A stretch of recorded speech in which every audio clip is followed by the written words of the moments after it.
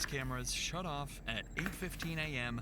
and they stay off until 10:15 a.m. Only the camera pointed outside the garage remains active during that entire 2-hour window. Police instantly knows the murder time frame to those 2 hours. Just then, Martinez finally arrives at the interview room. He's the lead detective who's been handling Crystal's stalking case for months, and now that case has become something far worse. He sits down with her devastated husband, feeling the weight of the loss they both couldn't prevent. They didn't save Crystal, they couldn't protect her, and now they're here, mourning her loss, trying to piece together what happened.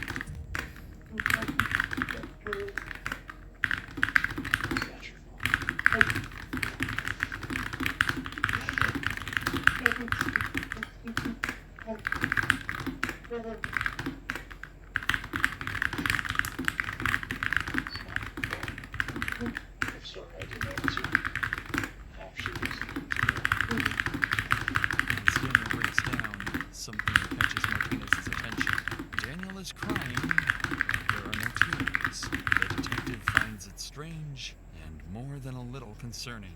Wanting to probe deeper, Martinez asks for a moment alone with Daniel to see what's really going on beneath the surface. And the moment he starts asking questions, things get heated.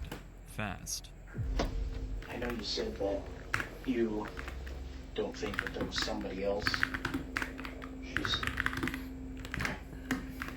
Why do you keep asking?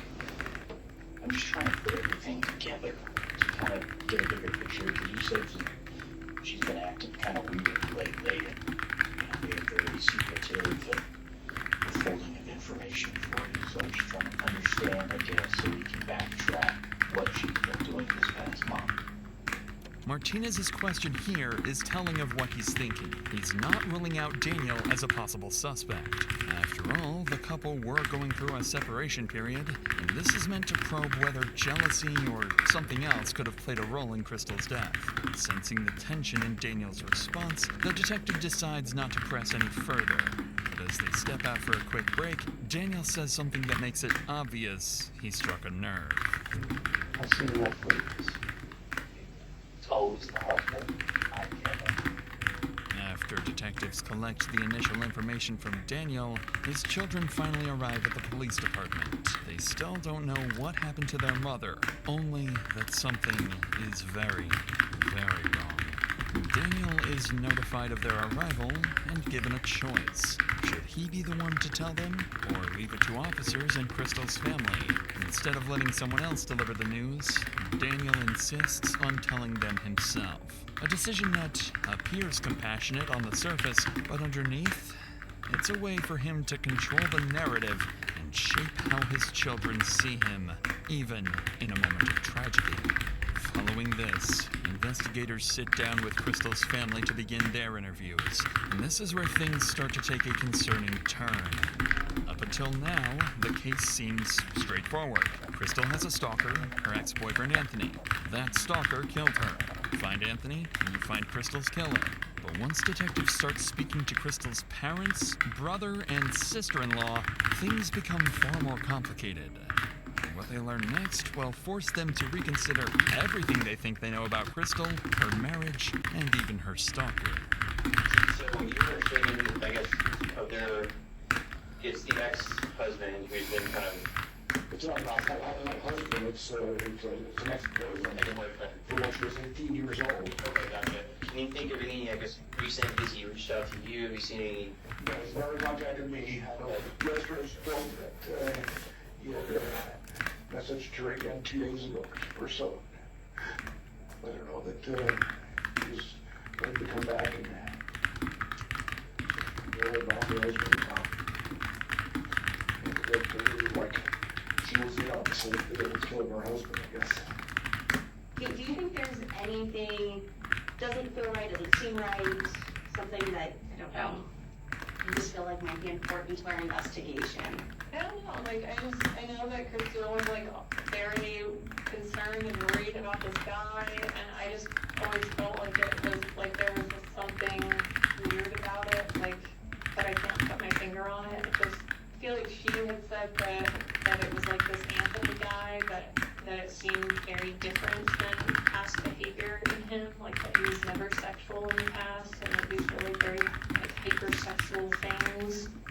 And so I think even at one point she was like questioning whether it was actually him. I don't know if you necessarily know anything more about that, but there's also just kind of you guys were kind of close.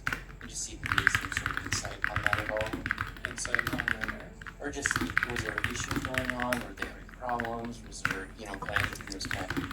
She didn't share with me that they had separated. Okay.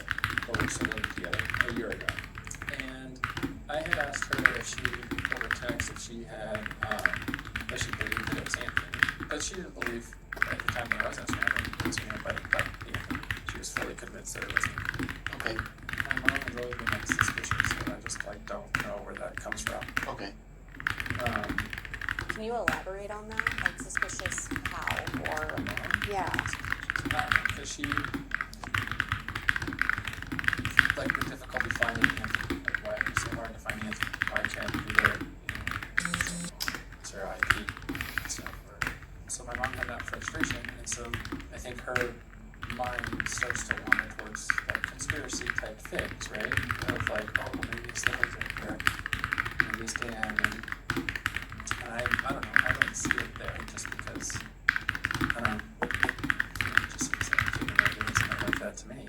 What is Just, I don't know, I talked to him, and him and I just hung out and talked for like 2 hours. And he was like very concerned about like his family together and talking about being vigilant and not paranoid. Even though Crystal's brother Lars sounds skeptical of his mother's suspicions, she isn't exactly wrong, as, on the surface, it makes no sense that Anthony couldn't be tracked down for months. Lars would also go on to explain that Crystal and Daniel saw their marriage very differently. Crystal wanted out, Daniel didn't, and the family seemed to view their relationship as dysfunctional but not violent. But listening to these statements, one thing becomes very clear. Every family member felt that something about the stalker was off. There was a shared intuition they couldn't quite articulate. And when detectives sit down with Crystal's mother, she makes that suspicion very cleir. I know you said, and I kind of learned on seeing that she was married, had 3 children. How old what and last year? Her husband and her were not in good terms. He was in complete denial. Tell me how he was. She ever give you insight on what kind of led her to feel like her marriage was over, or? What is explosive? But I've never seen him, hurt her. He wouldn't hurt the kids. Some people think corporal punishment is to pay the kids. But he would hurt the kids. She was worried about how her was But he was she told me he was in denial. She told him his marriage was over, but she would stay until graduated from this. God, I can't shake him. What's that feeling telling you? I can't shake this question. Is he the one that's been doing this with Anthony? Needless to say, hinting that Daniel might somehow be involved with the stalker is an alarming accusation, and it makes things even more complicated for the detectives. At this point, the family itself is split. Crystal's brother Lars completely dismisses the idea that Daniel could be involved, calling it nothing more than a conspiracy. But others felt that there was something off about Anthony and the entire stalking agenda. With all statements collected, detectives wrap the family interviews and regroup to make sense of everything they've gathered. By combining everything they've learned, detectives land on a clearer picture of where the investigation now stands. The family interviews raised enough concern, and there was enough tension in the marriage that detectives decide they can't rule out Daniel yet.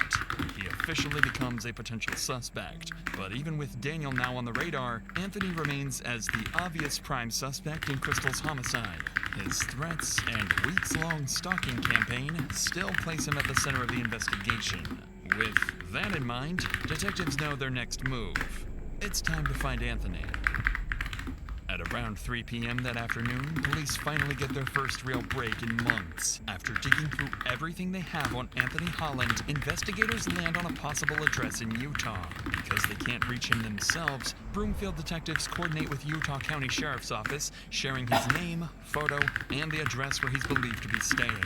Up until now, Anthony has only existed as a name in emails and threats, a distant figure who no one has actually seen. So when officers finally get a hit on his location, it becomes the first real chance to confront the man they've been hunting for months.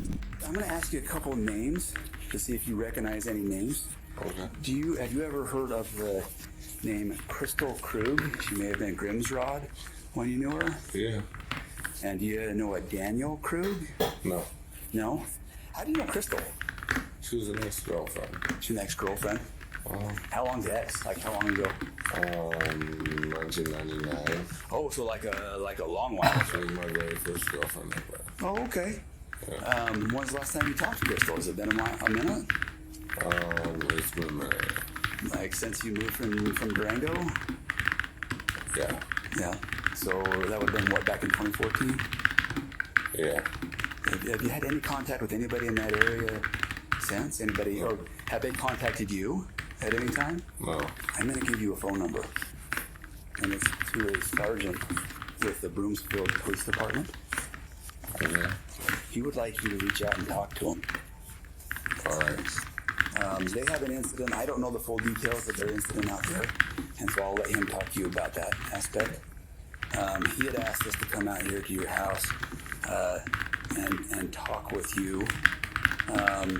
They were debating on, you do have an active warrant out of Broomfield Police Department, and they were debating on if they were going to have us arrest you or not. They are not going to have us arrest you on it.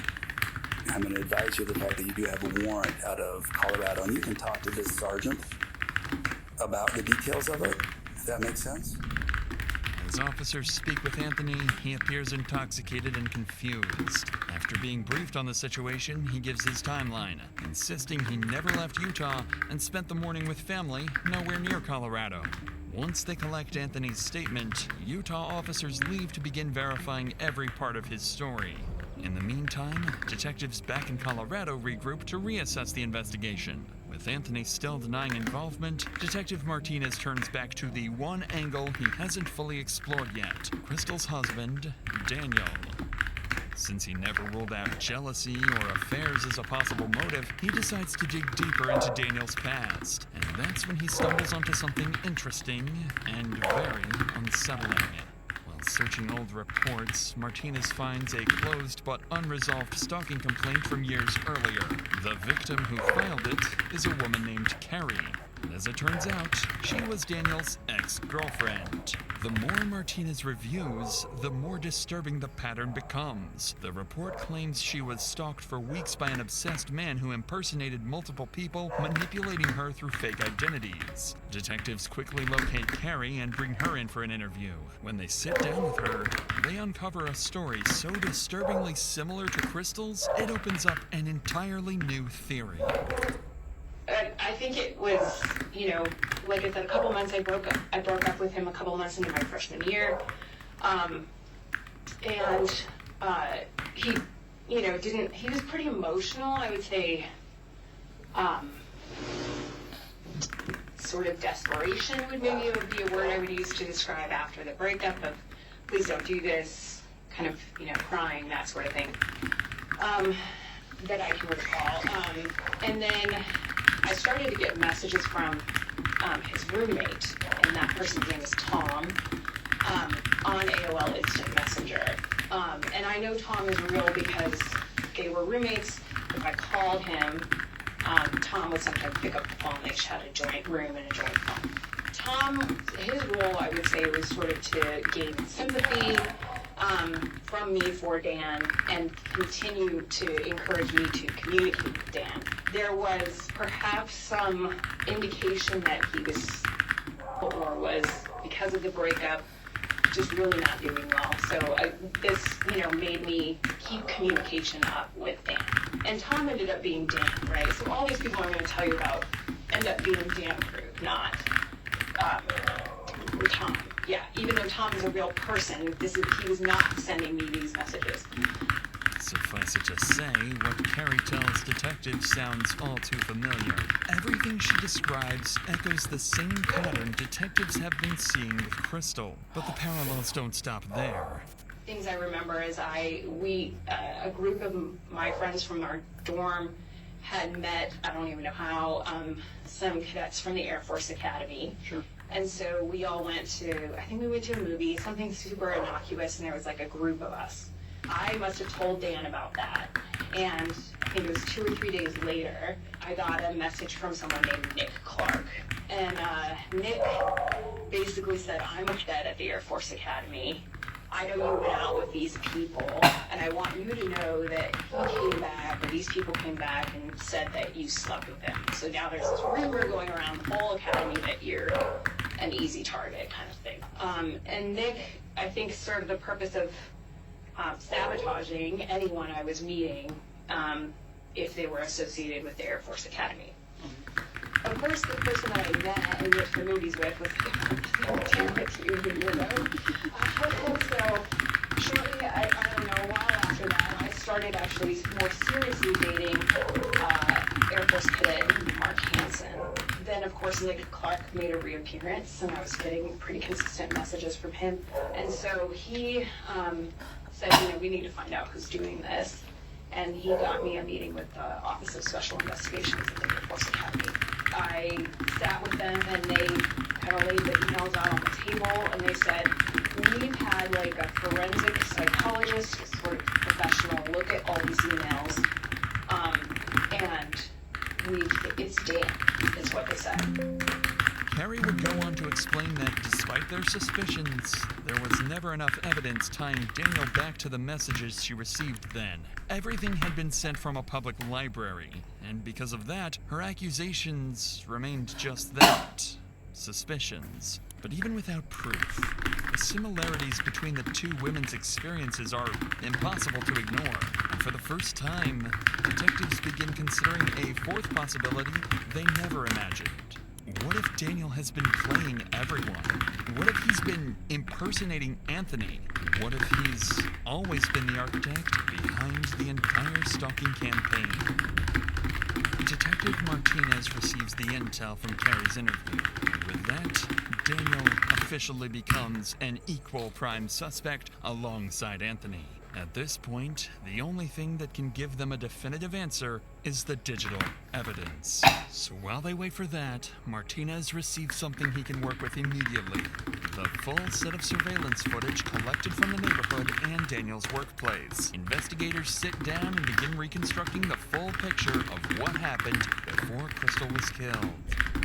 Shortly before 8 a.m., Crystal arrives home after dropping off the kids. She pulls into the garage, closes the door, and everything looks normal.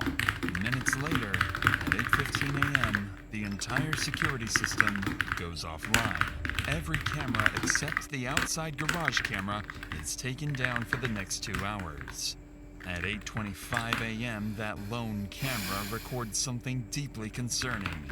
Daniel leaves the house to go to work later than he normally does, and shortly after the time medical examiners believe Crystal was killed. From there, workplace footage shows Daniel moving through the building around 9 a.m., greeting co-workers and appearing completely normal, as if nothing had happened at home. And when investigators check footage from surrounding houses, they find no one approaching the property all morning. Everything about the timeline makes Daniel look more suspicious by the minute. With all these new developments, detectives bring Daniel back in for another interview. He walks in expecting routine procedural follow-ups, completely unaware of how much has changed since the last time he sat in this room. This is when Daniel's months-long, carefully crafted plan begins to crumble. This time, Detective Martinez walks in with a completely different energy than before. He's no longer feeling Daniel out. He's here with one clear objective: confront him with what's been uncovered and see if his version of events finally breaks. Oh, how you feeling right now? Just think about everything. No.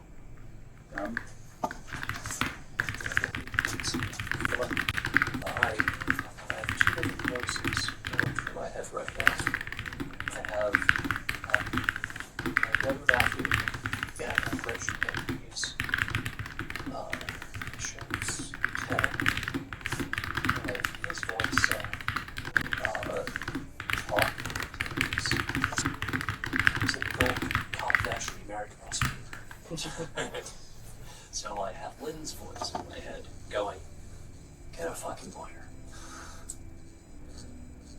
I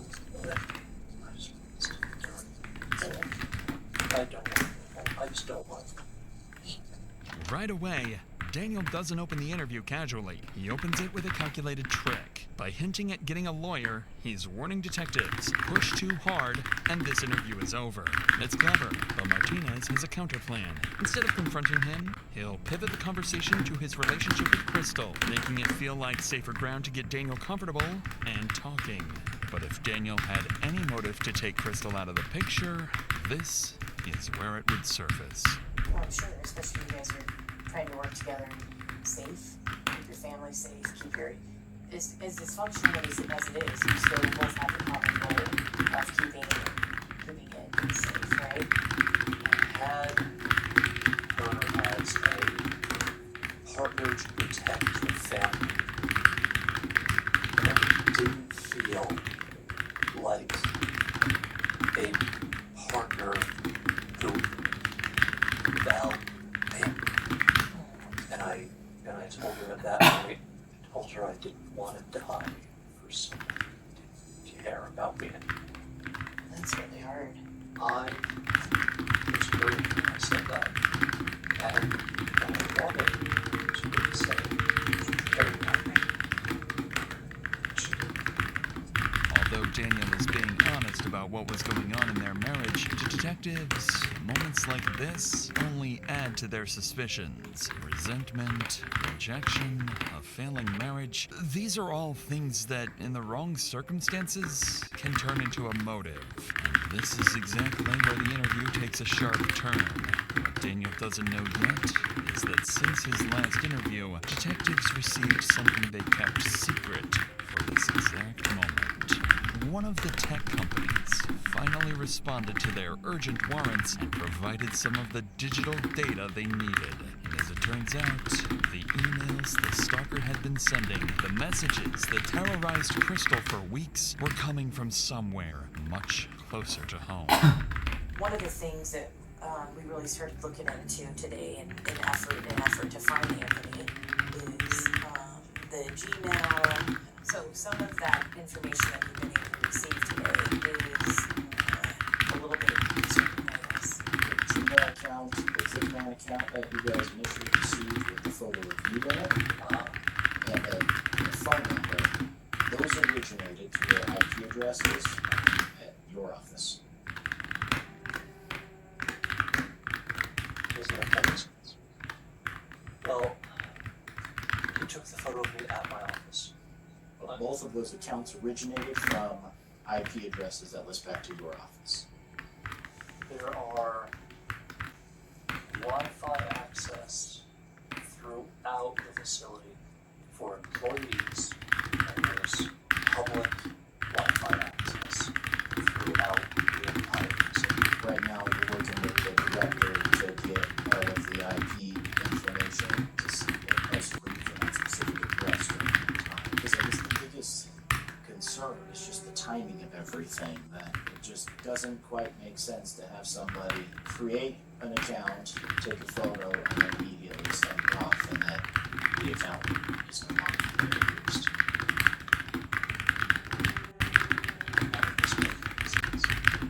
Daniel looks thrown off, unsure where Martinez is going with this. The emails tied to the stalker connect back to Daniel's workplace, a detail he clearly didn't expect detectives to know. He seems nervous, but still cooperative. So detectives decide it's time to push further, because they have something else they withheld from Daniel until now. During the investigation into Anthony's alibi, officers in Utah forwarded something small but important. A time-stamped shopping receipt placing Anthony in Utah that morning, miles away from Colorado at the time Crystal was killed. Martinez and his partner decide it's the perfect time to see how Daniel reacts when they push him directly and force him to confront the possibility that he might be the stalker.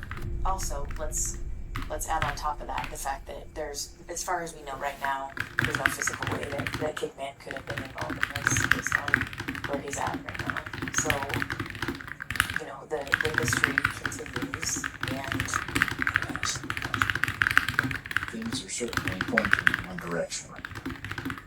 well, and you've given us reason. Here's the other thing, Daniel, is I sympathize with the fact that you're in an extremely frustrating situation. I know you want to be a part of your kids' lives, but you can also sense that's why we're asking all these questions about infidelity and everything else. Is there some other mystery man that we don't know about? I have been fearful. Here, You know, Anthony has reached out to her in the past, number of times. very Right. The last time was 2016-ish. He had asked her at one point if she wanted to have sex. If there's any bit of question about infidelity, whether it's with Anthony or anybody else, we might create an account to see if Christy is actually interested in it. So we ask her to push the bounds a little bit and see if that will confirm our suspicions of infidelity. We don't get the response and the openness you once did for about 28 days, from October 2nd to October 31st, to amp it up a little bit. Send a photo of yourself and an account you created. I get the narrative together, but it much that I do this too much. But I think ultimately what happened today would bring you the closest to your children that you've probably ever been in your mind. I'm very close to my children. You're afraid to lose time with them if you get the divorce. Clearly, detectives managed to perfectly articulate Daniel's reality, one he may not have even fully admitted to himself. He is a man so terrified of losing his children, so desperate to stay in control of his family, that he would do anything if he felt it slipping away, even if it meant murder. The detective's brutal honesty leaves Daniel speechless. He doesn't argue or deny it. He just sits there in quiet resignation, wearing the look of someone who's realizing everyone can see straight through his lies. If you were watching these unfold in front of you in a movie, what would you say happened? That was able to turn off the cameras, that was able to use your IP address from your work to create accounts to send messages and photos to act as a stalking suspect. Well, I'm not the one who's done this. I'm analytical at work, and I read and write fiction at home. I don't do crime drama. I don't know what it is. Kickman is 6.5 hour drive. And then in fact he was contacted in his house, severely intoxicated. There's no way he could have made that drive. All this time, you've been looking for him with protection. And you just found him today, like that. You're chasing the wrong dog. It sounds like you're accused. You have a lot of information that points your direction, and we were hoping that you could provide explanation other than it wasn't me. I don't have a narrator's story that I can offer you because I thought we were on the same side.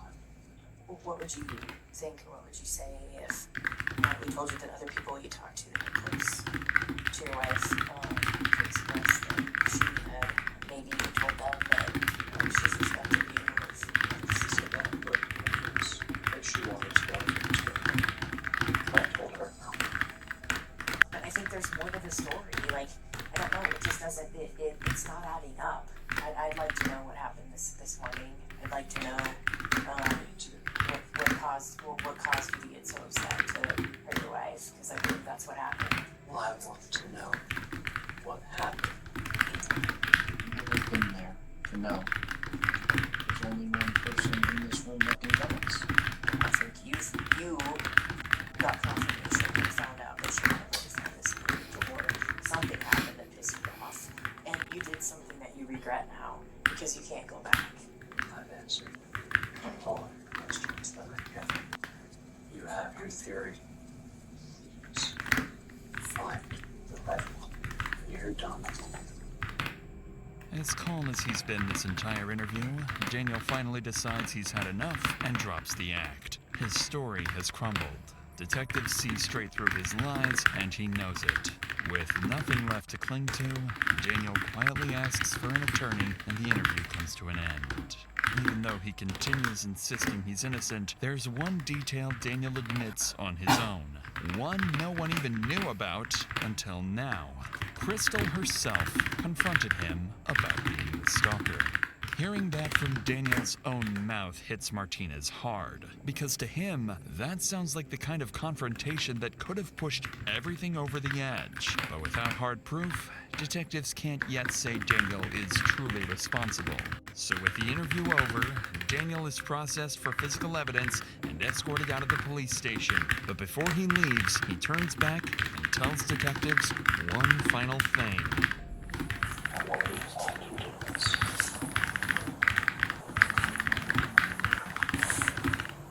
Because I don't. You don't believe that? Fine. Just don't stop looking elsewhere. Focus on me. Okay? Fine. Are you married? Kids? Divorced? Right on. How can you capture what's experience other Over the next 2 days, the case becomes the department's top priority. Every available officer is working on it, and this is when the investigation finally begins to break wide open. Officers in Utah finally finish verifying Anthony's alibi. They find surveillance footage showing him in Utah at the time of Crystal's murder, and there are no travel records or license plate pings placing him anywhere near Colorado. Then, the last of the digital evidence arrives, and this time, it's overwhelming. The burner phones used to send the threatening messages to Crystal were purchased with a Visa gift card registered under Daniel Krug's name, and cell tower records show those burner phones were always in the same location as Daniel's personal phone, meaning he was carrying both devices at the same time. And then comes the final blow. Detectives uncovered Daniel's Google searches from the night before the murder. How hard would you have to hit someone in the head to make them unconscious? When is a head injury a cause for concern? Piece by piece, the picture comes together. There's no Anthony, there's no mysterious stalker. It's always been just Daniel. Detectives now understand exactly what happened. Daniel created the entire stalking persona in a twisted attempt to regain control of his failing marriage. And when Crystal began to suspect the truth, Daniel killed her to cover it up. On December 16th, an arrest warrant is issued for Daniel Krug. Officers are dispatched immediately, finding him on his way to his daughter's dance performance. As patrol units close in, Daniel's movements strike them as suspicious. He appears to be heading back towards his car, and officers believe he may be trying to get away. This is a detective. Get him out. Go. You're on the island. Just get right. All right, we're coming up here in front. Just get up and bump back. No, fuck. Go. Just go. Go. Show us your hands. Show us your hands.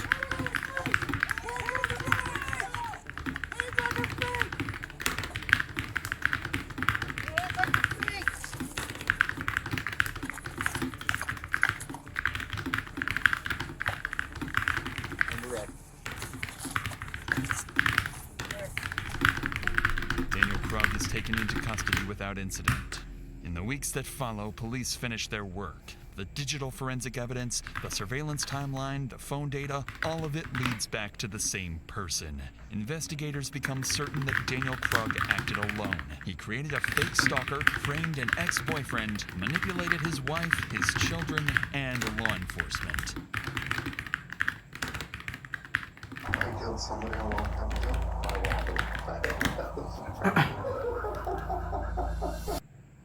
So when do your cameras go off? Do you ever have them set to turn off? Finally finish If you get the detectives 19th and arrest.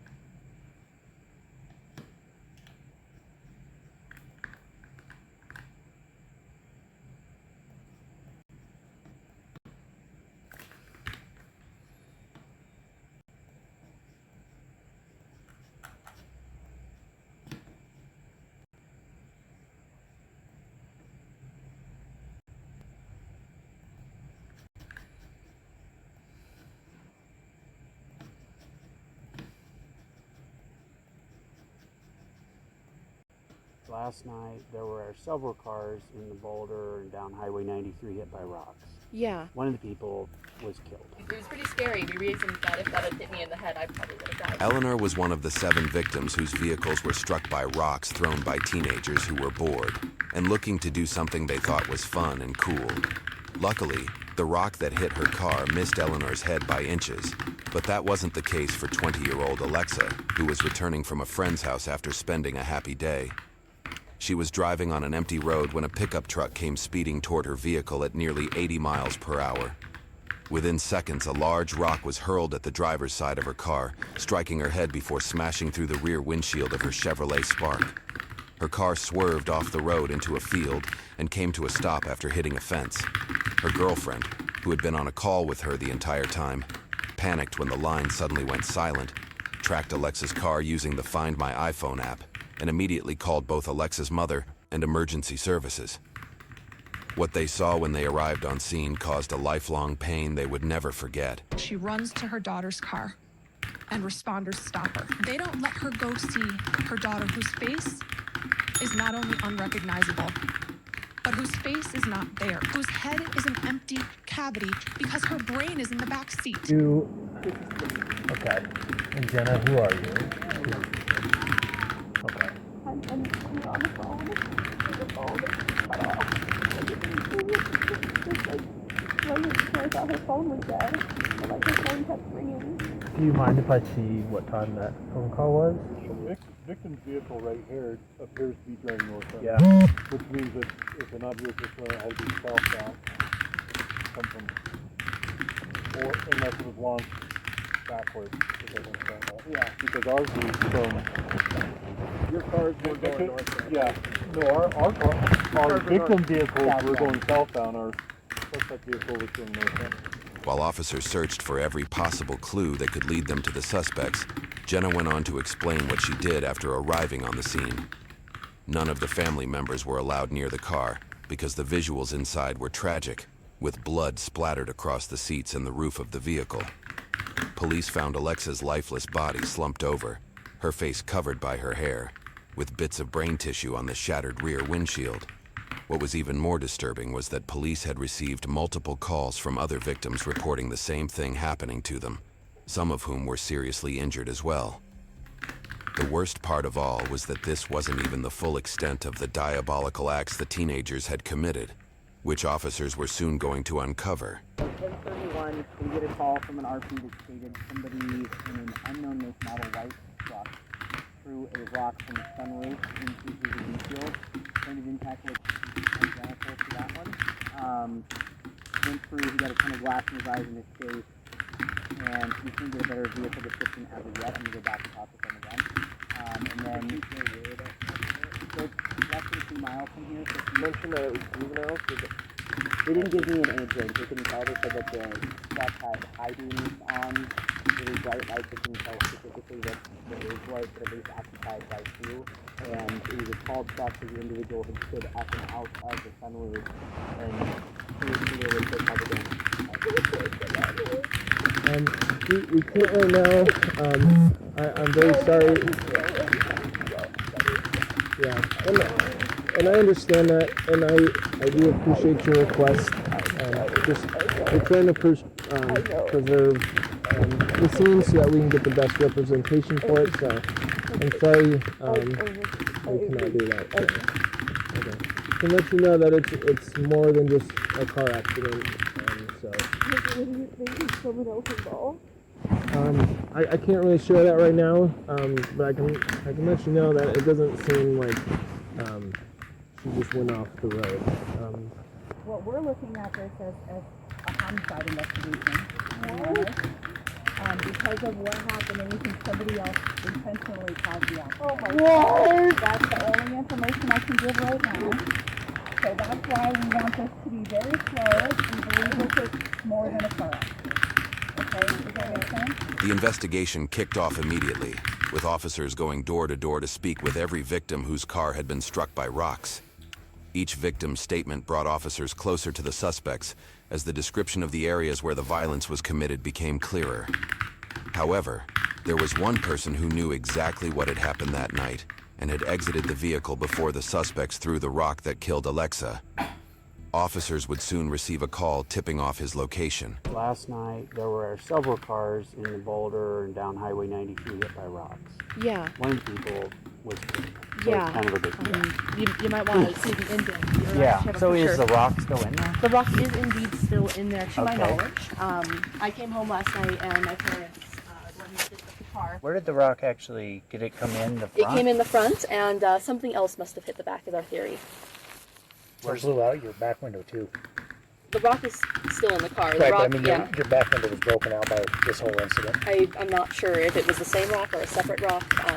But I I'm mean, not. you started with a windshield, and then I did. after all this, I did. Okay. You know, I think the freakiest part of this whole thing was Can you, continuing to drive down that dark road with hearing the windshield break apart. Is the rock embedded in the front end of your car, or does it hit it and just bounce off? Oh, it hits it and then I lose track of it. But in the pictures, it's not there. Okay. It took out my license plate too. At that point, you said you got out of the car, you went up to check on the people in front of you. What'd they say? He was just in shock, really. Like, he was like, I was like, I was like, dude, same. And I saw where his entered, it was like the top part of the windshield. It was like really close to hitting him. And I scratched his leg a little bit, I think. Other than that, he was on the phone with his I'm glad I'm okay too. It was pretty scary. We reasoned that if that had hit me in the head, I probably would have died. Did you see the car that it came from? There was no car. You didn't see anybody? I did not see anybody. I saw the rock. I saw the rock about